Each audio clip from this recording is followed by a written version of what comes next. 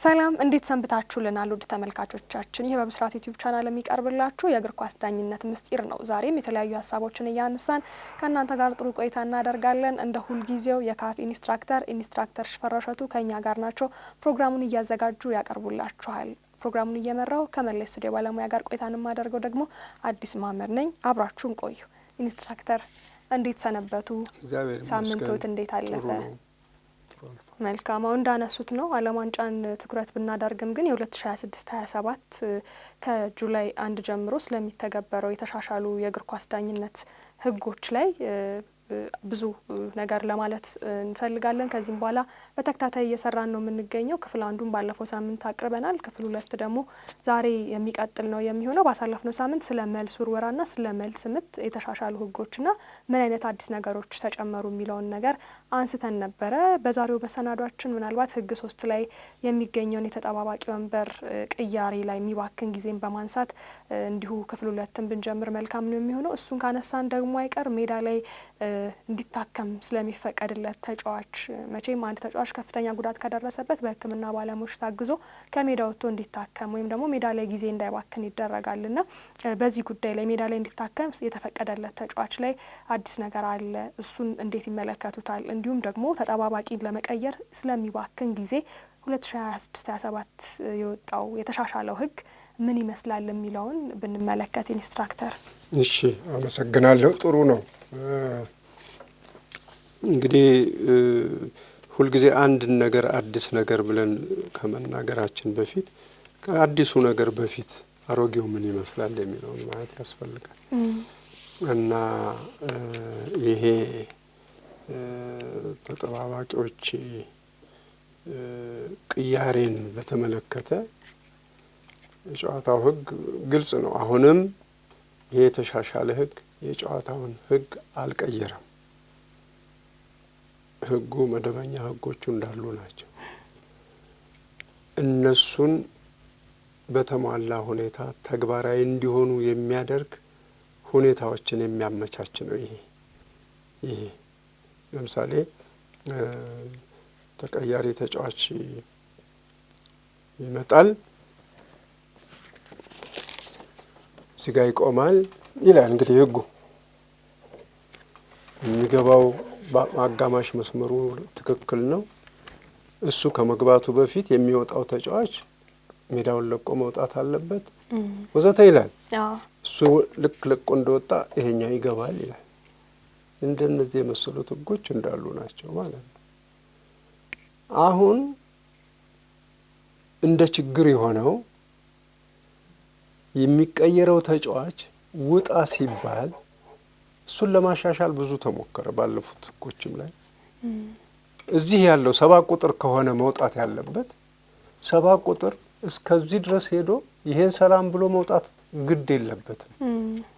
7 ቁጥር በዚሁ ውልቅ ማለት ይችላል። ይሄው ለዚህ ቅርብ ነው። እዚህ ገደማም ከሆነ በዚሁ ውልቅ ማለት ይችላል። ይሄንን ህጉ አበክሮ ይመክራል። አሁን ይሄን አላረገም ተጫዋቹ። ስለዚህ ምን ያደርግ? ከዚህ ተነስቶ ብሎ እዚህ ይሄዳል። ይሄ ሁሉ ጊዜ ሊባክን ነው። ስለዚህ ምን አረጋ? አሁን ህጉ መቀለጃ መሆኑ አይደለም። ይሄም ደግሞ ከዚህ እዚህ ያለው ተጫዋች ናውጣ ሲባል በ2 ቁጥር ነው የሚቀየረው ሲባል 12 ቁጥር ነው ከተባለ በዚህ ጋር አድርጎ ብሎ ምናምን ብሎ እዚህ ነው የሚሄደው። ህግ ወጣ። ምን ብሎ ወጣ? የሚቀየረው ተጫዋች የጨዋታውን ሜዳ ካለበት ቦታ ጀምሮ ማለት ነው በ10 ሰከንድ ውስጥ ነው ጨርሶ መውጣት ያለበት። እንግዲህ ይሄ ተጫዋች ከሆነ እዛ ድረስ ከመሄድ ልብ አድርጌ 10 ሰከንድ ያልቃል። አንድ ሁለተኛ፣ ይሄ ልጅ ግን በዚህ በኩል ከወጣ ምን ይሆናል? በዚህ ከወጣ ቶሎ ተቀያሪውም ሊገባ ይችላል። እሱ ግን በዚህ መውጣቱን ትቶ በዚህ እስከሚወጣ ድረስ 10 ሰከንድ መጠበቅ አለበት ማለት ነው። 10 ሰከንድን ማለት መጠቀም መቻል አለበት ማለት ነው። ስለዚህ በ10 ሰከንድ ውስጥ ለቆ መውጣት አለበት። እንግዲህ ይሄ 10 ሰከንድ እንዴት ነው ካውንት ዳውን የሚሆነው? አቆጣጠሩ እንዴት ነው ያልን እንደሆነ አንድ ዳኛው ተቀያሪ አለ ብሎ ጨዋታውን ካቆመበት እና ምልክት ከሰጠበት ጊዜ ጀምሮ ነው። አንድ ሁለት ቦርድ የመቀየሪያው ቦርድ አራተኛ ዳኛው ብድግ አድርጎ ከያዘበት ጊዜ ጀምሮ ነው መቆጠር የሚጀምረው። ስለዚህ ጎኑ ናቸው የሚቀየሩት ተጫዋቾች የሚመጣው እዚህ ሊቆሙ ይችላሉ ያደርጋል። በዛ ጊዜ እንትኑን መቁጠር ይጀምራል። ይሄ ሰዓት አቆጣጠር በስፖርት ሰዓት ሊሆን ይችላል፣ በስፖርተኞች ሰዓት አቆጣጠር ሊሆን ይችላል። አለበለዚያን ደግሞ በኖርማል ሰዓት በዳኛው ሰዓት ሊሆን ይችላል። ይህ 10 ሰከንድ ግን ከማለቁ በፊት የቅይር መፈጸም አለበት። አንዴ ነው። ሁለተኛ ይሄ ተጫዋች ቦርዱ ማለት ቦርድ ካለ ቅድም እንዳልኩት ቦርዱ አሳይቷል። ከዛ ጀምሮ ይሆናል። እሱ የሌለበትስ ሀገር አለ፣ አሁን አለ። ቦርድ የሌላቸው አሉ። ወደ ታች የሶስተኛው ክፍል ሀገሮች ላይ ቦርድ ሳይኖር ዝም ብሎ የሚቀያየር አለ። እንደዚህ ነው ሳያሳይ። እሱ እኮ እያደገ መጥቶ ነው። እንደሱ ከሆነ ዳኛው ምልክት ከሰጠበት ሰዓት ጀምሮ በቃ መቀያየር ብሎ ምልክት ከሰጠበት ጊዜ ጀምሮ ሰዓቱ 10 ሰከንዱ ሊቆጠር ይገባል ነው የሚለው።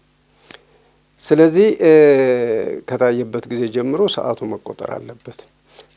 በ10 ሰከንዶች ውስጥ መቀያየር ቅይሩ ካልተፈጸመ የሚገባው ተጠባባቂ ከ1 ደቂቃ በኋላ ወደ ሜዳ እንዲገባ ይደረጋል። ምን ማለት ነው?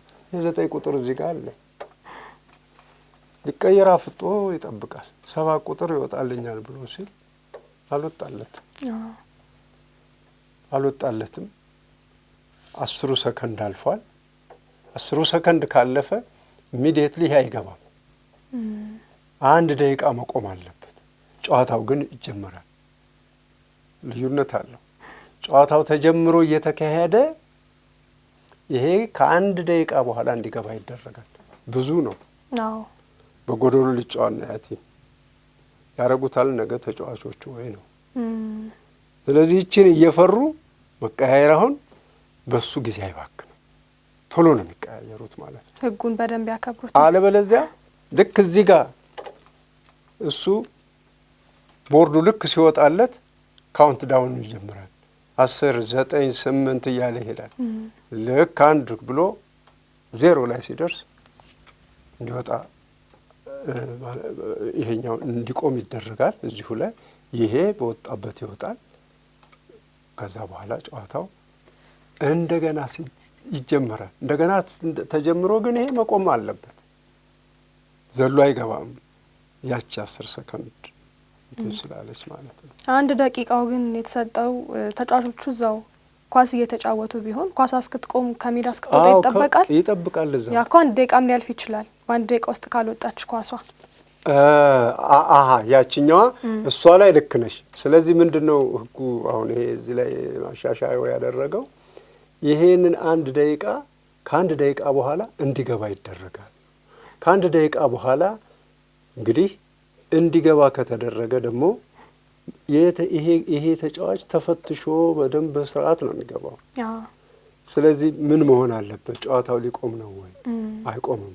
ጨዋታው ከጨዋታ ውጭ ኳሱ ከጨዋታ ውጭ መሆን ግዴታ ነው። ጨዋታ ውጭ ነው። የራሳቸው ጥፋት ስለሆነ እንዲቀጡበት አይደለም ህጉ የወጣው። ስለዚህ ይቀጡበት። ከዛም በላይ ሊፈጅ ይችላል። ስለዚህ እንደዛ ነው። ሌላው በ10 ሰከንዶች ውስጥ በቀያየሩ ካልተፈጸመ ያው ተጠባባቂ የነበረው ከ1 ደቂቃ በኋላ ወደ ሜዳ እንዲገባ ይደረጋል። ይሄ ያልነው ነው እና ከዚሁ ጋር አብሮ ደግሞ ሌላ ነገር የመጣው ምንድን ነው?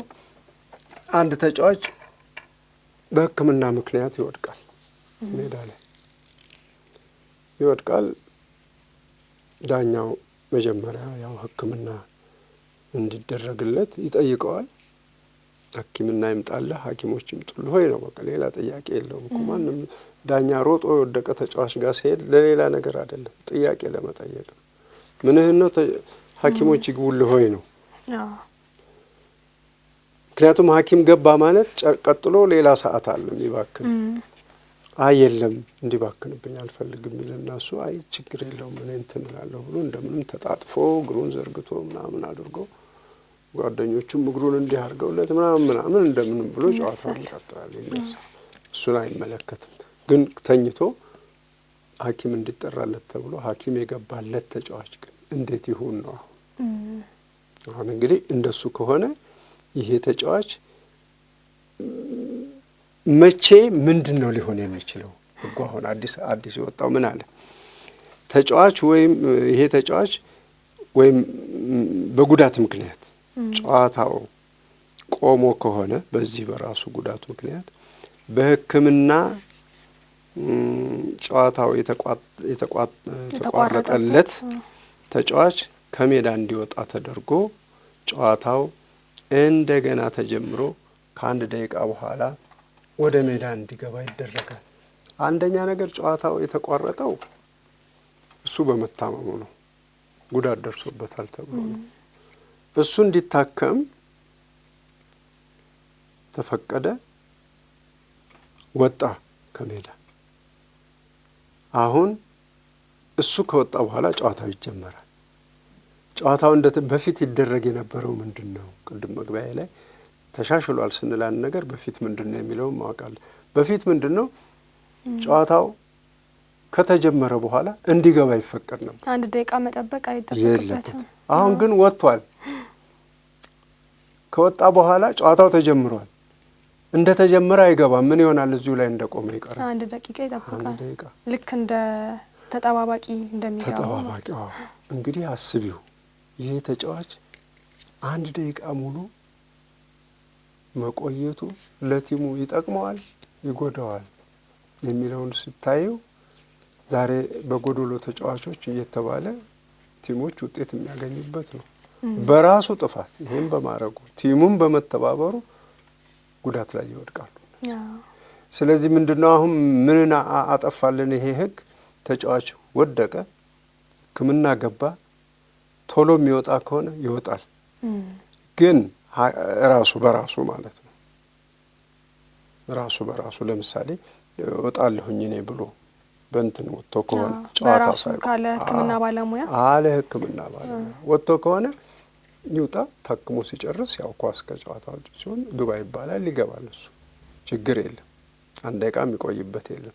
በሱ ምክንያት ግን ጨዋታው ተቋርጦ ከሆነ ነው ጨዋታው ተቋርጦ ከሆነ ሕክምናው ይደረግለታል፣ በስ ይወጣል። ከወጣ በኋላ ግን ይሄ ተጫዋች ተመልሶ የሚገባው አንድ ደቂቃ ከቆየ በኋላ ነው እንጂ ዘሎ አይገባም። እንግዲህ ይሄን ነው አሁን ይሄን ጨዋታ የለወጠው። ስለዚህ የሕክምና ባለሙያዎችም እየዘለሉ መሳሪያና አልጋ እየያዙ መግባት ይቀራል። አሁን ያ የጠናበት ካልሆነ በስተቀር እንደነዚህ የመሰሉ ጨዋታዎቹን የሚያዘገዩ በዚህ ጥቅም ለማግኘት ለምሳሌ እርግጠኛ ነኝ ይሄ ነገር ማንን ይጎዳል ያላችሁ እንደሆነ በአብዛኛው እኔም ዳኝነትም ላይ ያለው የአረብ ሀገሮቹ ጨዋታዎች በዚህ በኩል በጣም የተካኑ ናቸው። ጊዜ መባማከን ግብጽን ብትወስጂ በቃ ተኝቶ ለጥ ነው የሚለው፣ በቃ አለቀ። ከዛ እንደገና ተሸክመውት ምን ብለውት ያ ሁሉ ሰዓት ባክኖ ይወጣና ጨዋታው ይጀመራል። ዳንኩኝ ይላል፣ ልግባ ይላል። አሁን ይሄ ከለከለ። ቆይ አንድ ደቂቃ ትቆማለህ አለ። ስለዚህ ይሄም ባህሪያቸውን ካለወጡ የሚጎዱ እነሱ ናቸው። በጎዶሎ አንድ ደቂቃ ቀላል አይደለም እንዴ? አንድ ደቂቃ ተብሎ አይደለም እንዴ? መጨረሻ ላይ በአንድ ደቂቃ ውስጥ አይደል እንዴ ግብ እየገባ እየተሸናነፉ የወጡት ብዙ ቲሞች ብዙ ትልቅ ጨዋታዎች ላይ። ስለዚህ ይሄንን አይነት ችግር የሚቀርፍ ይመስለኛል። ጥሩ ነው። ለኛም ደግሞ አላግባብ ሰዓት እየባከነ እንትናችንን ለሚያጎድፍ ምልከታቸውን ለሚያበላሽባቸው የስፖርት አፍቃሪዎችም ጥሩ ነገር ይመስለኛል። እንግዲህ በሂደት የሚያስከትለው ነገር ደግሞ ካለ ያው ቅድም ያልኩሽ ሚስጥረኛው አካል ቁጭ ብሎ ይሄንን ህግ የሚመረምረው እንዳዲስ ደግሞ አፕዴት የማያረግበት ምክንያት የለም። ያረግበት ሁኔታ ሊኖር ይችላል። ለጊዜው ግን በእንደኚህ ነው የሚሆነው ማለት ነው። ጥሩ ኢንስትራክተር፣ በአዳዲሶቹ ህጎች እንግዲህ ገና ጀመር ናቸው አላበቁም።